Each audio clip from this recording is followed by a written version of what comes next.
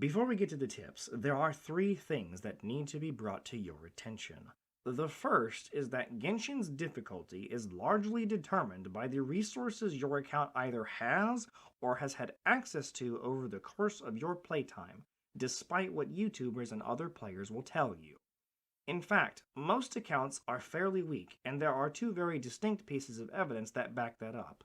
The first is miHoYo's response to the continuous complaints about the ease of Genshin Impact. They have not increased the difficulty of the game in some time, and the power creep is not as bad as you might think. The base game 5 stars are still quite relevant to the game. A lot of YouTubers are assuming that most of the Genshin players are hardcore and somewhere around their level, when in fact they are not. The other piece of evidence is this. What you're looking at here is a screenshot from PlayStation Network showing the amount of people on PlayStation who have beaten the Spiral Abyss 12-3. This trophy does not require you to get all stars or even 1 star, it merely requires a completion of the floor. You could say PlayStation users are bad at the game, but even if the PC Master Race was 20 times better, over 80% of the players still wouldn't have passed the Spiral Abyss, meaning the general populace of Genshin Impact remains very weak or at the very least uninterested in participating in the Spiral Abyss. An additional piece of evidence that suggests miHoYo must understand the players are weak is because in the recent 1.6 patch, with the Elemental Mastery boost, the completion rate on PlayStation Network has gone up around 30% during this patch, suggesting that miHoYo has made the Spiral Abyss considerably easier to complete. So if you are having difficulties, know that you are definitely not alone. To expand on this, I am aware that the screenshot involving the Spiral Abyss may not be indicative of the active player base, but even if you were to only use the people who had ascended to level 90, this number would still be around 25%. The second thing you need to know about Genshin Impact is that it is not an MMO and will never be in any capacity. Many of the disgruntled players reading about the game right now are players from these types of games, which is why they constantly beg for a difficulty increase and for something new besides artifacts to grind. Grinding is a feature of MMO-type games. These players will never be satisfied with this game, and it shows in their complaints regarding Inazuma before it's even released. The final thing to know is that I have a very different philosophy on how to play Genshin Impact. I'm much more interested in playing more of the characters rather than seeing huge numbers that don't matter. If the mob has 100,000 hit points and I hit it for 3 million, it does not die extra times. I feel this style of playing is more enjoyable than the typical strategy to funnel all of your resources into a select few characters. My primary account has most of the characters leveled to 80, and I have never been unable to complete any event. I feel that the style of funneling all resources into a few characters ultimately leads to disgruntled players who are bored with the game and are likely to quit. In my opinion, my style of playing leads to a lot less frustration with the endgame of Genshin Impact. And in the words of the Geo Archon, every journey has its final day. Don't rush. I understand free-to-play players may have to funnel resources initially to make the game easier, but I feel my playstyle allows for more fun in the long run since you have more playable characters at your disposal. I decided to make this channel because I am tired of all the negativity surrounding Genshin Impact. I want to help my fellow travelers enjoy the world of Teyvat and to have fun. And with those three out of the way, let's get into the tips. The first tip is to level the Traveler. He is the most cost-effective character in the game and can be valuable well into the endgame. The utility of the Traveler is unmatched, seeing as he can change elements, and while he may not have them all currently, he will get them as he continues to get stronger throughout the game.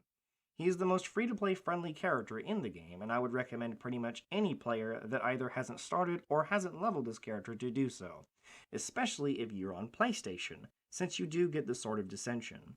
This sword makes the beginning of the game far easier due to the base 66 attack it adds to the Traveler, making it one of the most powerful weapons the Traveler can wield until the very late game. I still use this on my original account and I am nearly AR 57. The second tip I can give, mostly to new players, is to level an ice character, more specifically Kaya, Rosaria, or Chungyun, or Big Chungus as I call him. The gacha can be unfriendly to most people, and you may not get Big Chungus or Rosaria immediately. Leveling Kaya is the safest bet, since he is a pretty strong character even into the late game. However, the caveat to that is that it's extremely hard to get constellations on him versus the other two. You can wait until about AR 30 to 35 before deciding to level that character if you want to wait on the others. Now, the reason I specify these three is because most of the ice characters either do not apply their element very well or have a very weak damage potential. Diona or Eula comes to mind.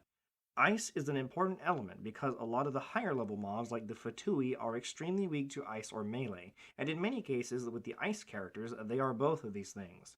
So if you don't want to be running away from the endgame mobs, you should level one of these three.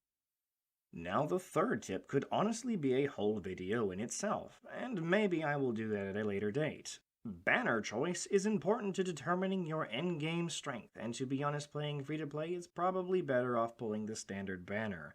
And the reason behind that has to do with the fact that the standard banner alternates between giving you a character and a weapon, which could be the difference later on even if you do not have any of the limited time characters. However, if there is a 4-star on the character banner that you like, feel free to pull for them.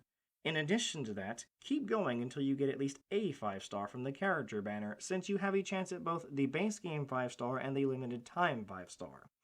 As for low to medium spending players, the weapon banner isn't as bad for you as it is for whales, because you do not have any of the weapons if you only pull the character banner.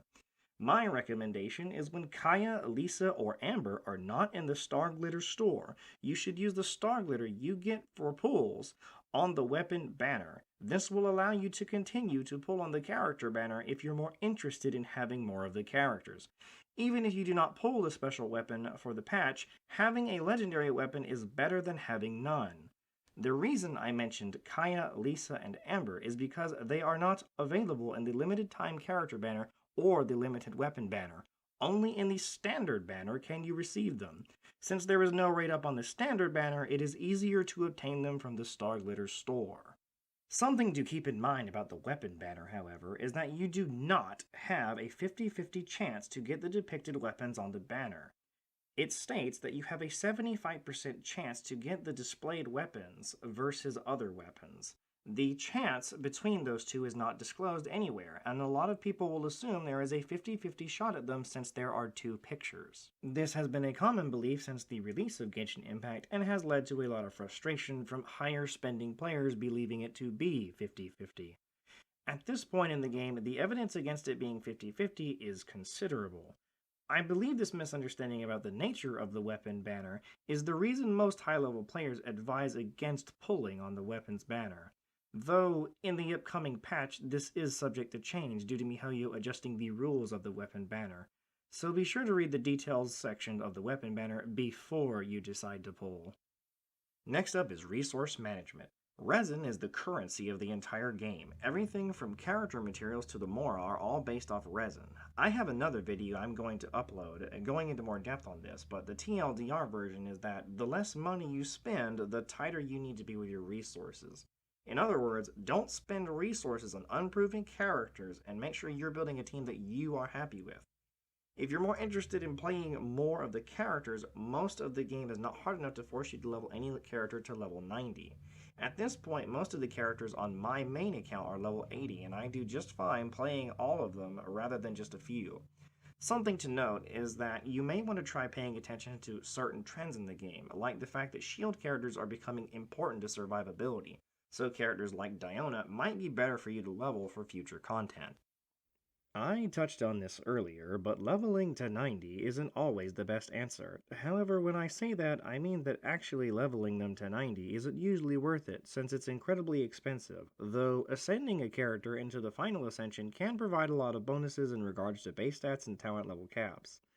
There's actually a hidden bonus a lot of people don't talk about regarding elemental reactions in level 90, but it mostly pertains to transformative reactions.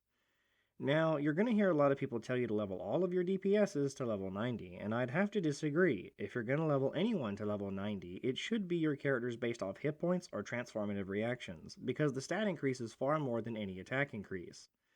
The characters based off these stats receive the most benefit from actually leveling to 90, since both hit points and the reaction damage go up significantly from each level. This will make your support characters or electric characters much more powerful and able to help you more.